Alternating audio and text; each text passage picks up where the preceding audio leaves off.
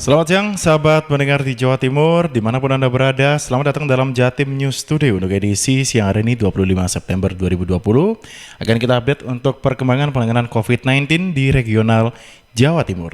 Disiarkan serentak bersama dengan Suara Sidoarjo, Mardika FM Kota Blitar, Persada FM Kabupaten Blitar, Relita FM Pamekasan, Suara Madiun, LPPL Malowapati Bojonegoro, Ersal Nganjuk, Pradia Suara Tuban, dan juga Suara Gresik dalam update COVID-19. Rangkuman kabar update penanganan COVID-19 untuk regional Jawa Timur segera sahabat simak dalam update COVID-19. Baik, sahabat, untuk informasi pertama kali ini akan disampaikan Karina Putri dari Suara Sidoarjo. Kali ini denda operasi justisi protokol kesehatan COVID-19 akan digunakan untuk penanganan COVID-19 di Kabupaten Sidoarjo. Selengkapnya bersama dengan Karina melalui Zoom, silahkan dengan laporannya. Iya baik, Billy, terima kasih dan juga pendengar yang ada di Jawa Timur. Pemerintah Kabupaten Sidoarjo akan mempergunakan denda pelanggar protokol kesehatan COVID-19 untuk penanganan COVID-19. Hal ini disampaikan oleh Ahmad Zaini, PLH Bupati Sidoarjo saat melihat sidang operasi justisi protokol kesehatan COVID-19 yang dilakukan di Gedung Tenis Indoor GOR Sidoarjo pada Kamis kemarin.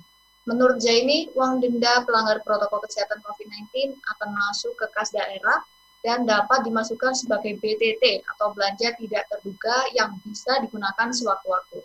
Dia juga menegaskan semua uang denda akan digunakan untuk percepatan penanganan pandemi COVID-19, seperti untuk pembelian masker, disinfektan, alat penanganan pasien COVID-19 di rumah sakit, maupun untuk honor penggali makam korban COVID-19. Namun, sampai saat ini uang denda itu masih belum dipergunakan. Kombes Pol Sumarji Kapolresta Sidoarjo dalam kegiatan itu juga menyampaikan jika kurang lebih terdapat 733 orang pelanggar protokol COVID-19 yang disidangkan kemarin. Pelanggar berasal dari seluruh kecamatan yang ada di Kabupaten Sidoarjo. Pelaksanaannya juga diatur bergilir untuk menjaga protokol kesehatan COVID-19. Ia menjelaskan sidang tindak pidana ringan penerapan protokol kesehatan kali ini merupakan sidang yang terjadwal dan akan dilaksanakan tiap hari Kamis di GOR Sidoarjo.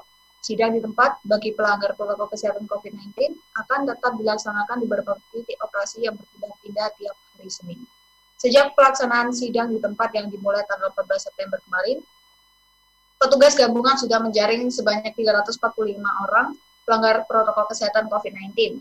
Baik pelanggaran perorangan maupun badan usaha yang tidak menerapkan protokol kesehatan, sedangkan untuk total uang denda yang didapat sampai saat ini sudah mencapai 75 juta rupiah.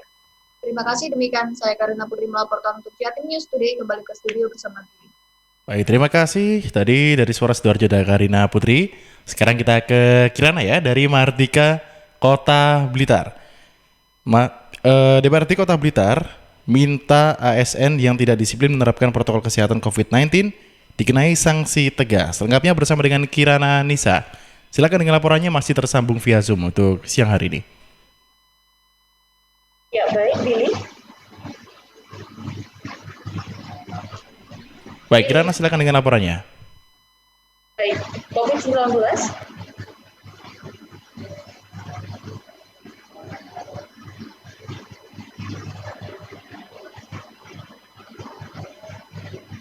Ya, baik Billy, COVID-19 masih menjadi persoalan yang serius sehingga pemerintah Kota Blitar terus membuat regulasi dan kebijakan untuk menekan jumlah kasus.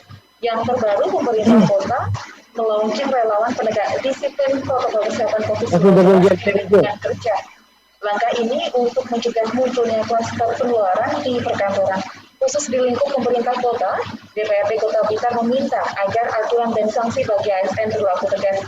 Saya Novanti, Ketua Komisi 1 DPRD Kota Blitar, dikonfirmasi di kantor Wali Kota Senin kemarin mengatakan relawan penegak kedisiplinan harus berlaku netral dan fair. Ketika ada rekan kerja yang melanggar harus segera ditegur secara tegas. Pemerintah kota juga diharapkan membuat aturan tertulis beserta sanksi agar kebijakan tersebut berjalan optimal. Sanksi yang diberikan bisa teguran tertulis atau pemotongan tunjangan penghasilan pegawai PPB. Menurut Said, sanksi tegas harus berlaku sehingga timbul efek jera bagi ASN yang tidak disiplin menerapkan protokol COVID-19.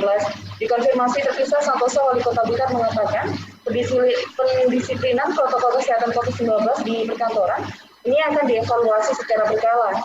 Jika memang terbukti kurang efektif untuk meningkatkan kedisiplinan ASN, nanti akan ada regulasi baru. Pemotongan TPP sebagai sanksi sangat mungkin diberlakukan, namun menurutnya perlu pembahasan lebih lanjut dengan pihak terkait. Saya Kirana Nisa, Maldika FM Kota Blitar untuk Jatim News Today, kembali ke Billy. Baik, terima kasih Kirana atas laporannya. Selanjutnya kita ke Risma Erina dari Persada FM Kabupaten Blitar. 4 petugas terkonfirmasi positif COVID-19, Puskesmas Wates Kabupaten Blitar ditutup 4 hari. Selengkapnya bersama dengan Risma Erina, masih tersambung via Zoom. Silakan dengan laporannya. Ya baik, Kabid Pelayanan Kesehatan Dinas Kesehatan Kabupaten Blitar, Christine Indrawati membenarkan adanya penutupan sementara Puskesmas Wates karena adanya petugas yang terkonfirmasi positif COVID-19.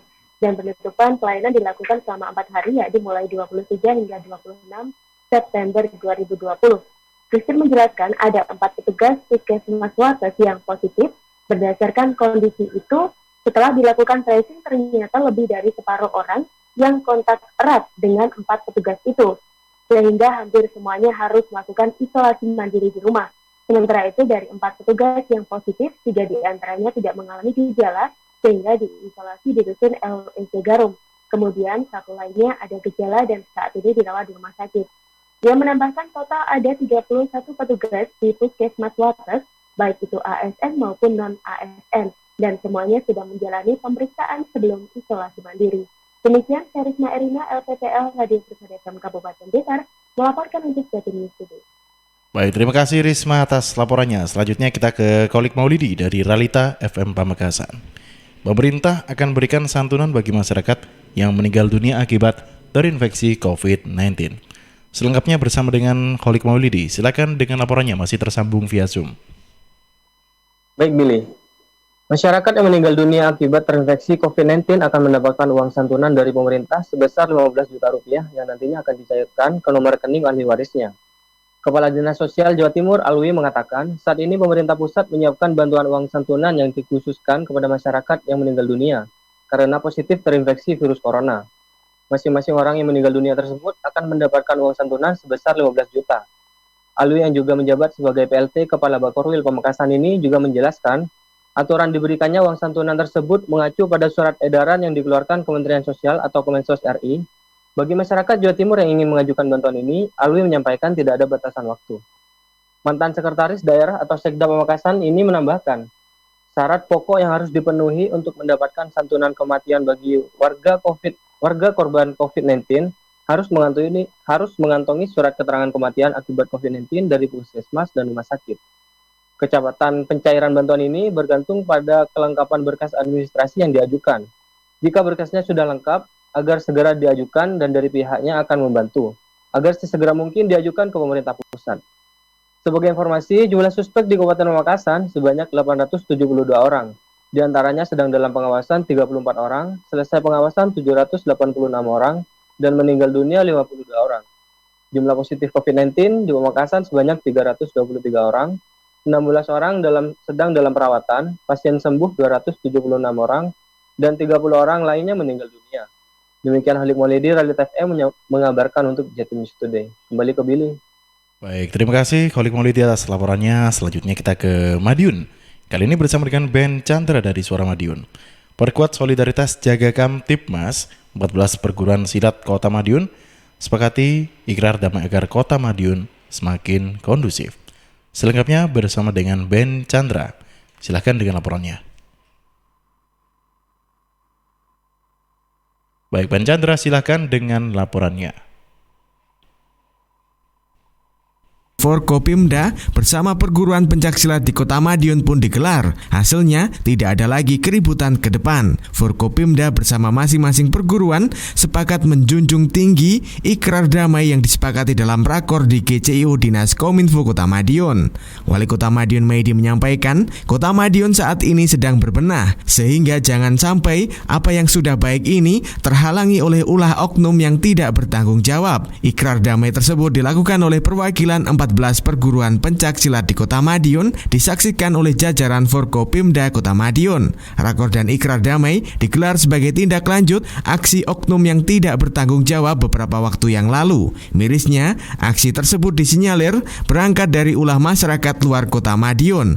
Karenanya, langkah tegas diambil. Tidak hanya ikrar damai, Forkopimda dan masing-masing perguruan pencaksilat sepakati adanya sanksi yang mendidik bagi oknum yang berbuat onar ke depan dengan menyerahkan sepenuhnya pendidikan dan pelatihan di markas Yonif Para Rider 501 Madiun. Sebagai informasi sahabat, peta kesembuhan COVID-19 di Kota Madiun sebesar 76% dengan 121 pasien konfirmasi COVID-19, 92 pasien dinyatakan sembuh dan 5 pasien meninggal dunia. Saya Ben Chandra, Radio Suara Madiun untuk Jatim News Today. Baik, terima kasih Ben Chandra atas laporannya. Selanjutnya untuk informasi penutup akan disampaikan Iwan Siswoyo ya dari LPPL Malowapati FM Bojonegoro. Berkas operasi justisi COVID-19 dilimpahkan ke Pengadilan Negeri Bojonegoro. Iwan Siswoyo silakan dengan laporannya.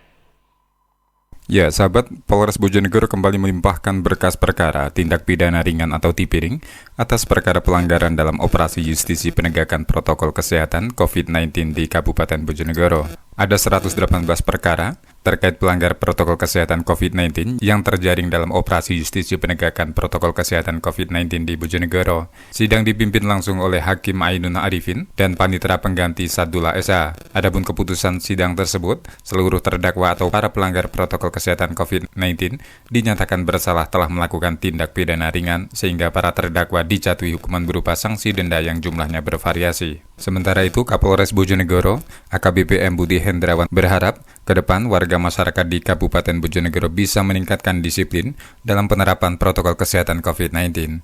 Pihaknya juga berharap ke depan tidak ada lagi warga Bojonegoro yang terjaring operasi justisi penegakan protokol kesehatan COVID-19. Sementara terkait update sebaran COVID-19 di Kabupaten Bojonegoro, ada sebanyak 4 orang terkonfirmasi positif COVID-19 di Bojonegoro dinyatakan sembuh. Mereka berasal dari Kecamatan Bojonegoro 1 orang, Temayang 1 orang, Kecamatan Padangan 1 orang, dan Kecamatan Borno 1 orang. Sedangkan untuk penambahan baru ada kasus positif sebanyak 2 orang, mereka berasal dari Kecamatan Kasiman 1 orang, dan Kecamatan Padangan 1 orang. Untuk kasus konfirmasi positif saat ini, ada sebanyak 38 orang yang sedang dirawat. Demikian Iwan Siswoyo LPPL Malowapati FM Bojonegoro untuk Jatim News Today. Baik, terima kasih Iwan Siswoyo atas laporannya. Sekaligus menutup kebersamaan kita dalam Jatim News Today untuk edisi 25 September terkait dengan penanganan COVID-19 regional Jawa Timur yang disiarkan juga di Suara Sidoarjo, Mahardika FM Kota Blitar, Persada FM Kabupaten Blitar, Realita FM Pamekasan, Suara Madiun, LPPL Malowapati Bojonegoro, Suara Ersal Nganjuk, Suara Gresik, dan juga Pradia Suara Tuban. Saya Billy Patopo harus pamit undur diri. Wassalamualaikum warahmatullahi wabarakatuh.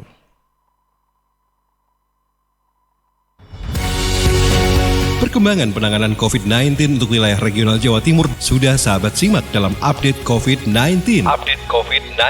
Update COVID-19 bisa sahabat simak Senin sampai Sabtu jam 11 siang. Persembahan dari Asosiasi Lembaga Penyiaran Publik Lokal Jawa Timur.